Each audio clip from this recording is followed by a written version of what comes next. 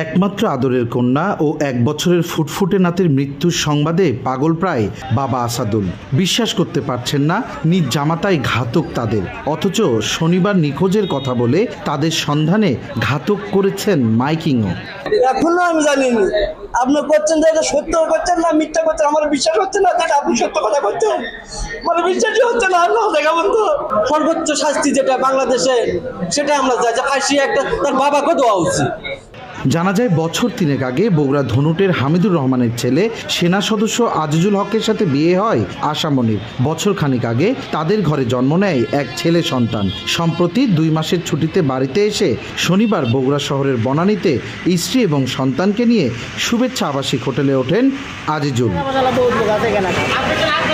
শনিবার রাতেই স্ত্রী এবং একমাত্র সন্তানকে হত্যা করে ঘাতক আজিজুল।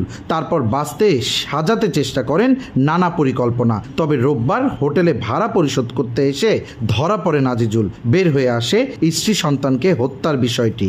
তার স্বামী 9টার সময় বললো মেডিকেলে তার ভাবি আছে, মেডিকেলে যাবে, শহীদ জিয়াতে আছে, তো যেতে পারে না, গেছে কিন্তু রাতে সে ব্যাক করে আসে নাই।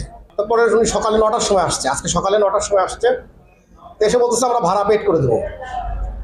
তখন আমার ম্যানেজার বলছে যে ভাড়া তো নেবো ঠিক আছে, কিন্তু চলেন আপনি রুমটা আমরা দেখবো। সেই সময় সে বলছে যে আমি তো আমার ওয়াইফ বাচ্চাকে নিয়ে গেছি। ঘটনা জানার পরই ঘাতক আজিজুল হককে আটক করে পুলিশ। এই ঘটনায় আজিজুল স্বীকারোক্তি দিলেও হত্যার কারণ জানা যায়নি এখনো। সুপরিকল্পিতভাবে তার স্ত্রী এবং তার 1 বছরের যে শিশু সন্তান তাদেরকে নির্দয়ভাবে সে হত্যা করে এবং পরবর্তীতে তার যে সন্তানের যে দ্বিখণ্ডিত যে মস্তকটি সেটি সে বলেছে যে সে করতল নদীতে নিক্ষেপ করেছে।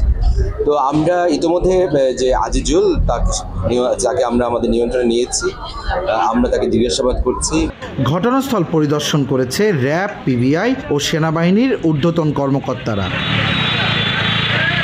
সঞ্জু রায়, দেশ টিভি, বগুড়া।